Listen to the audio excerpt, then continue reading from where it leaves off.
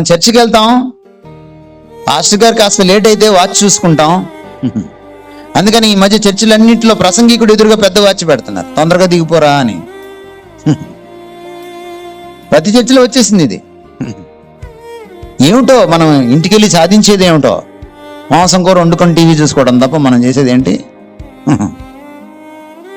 అంతకంటే ఏమీ లేదు. బయటికి వెళ్తావు, వెంటనే ఇంటికి పోవు.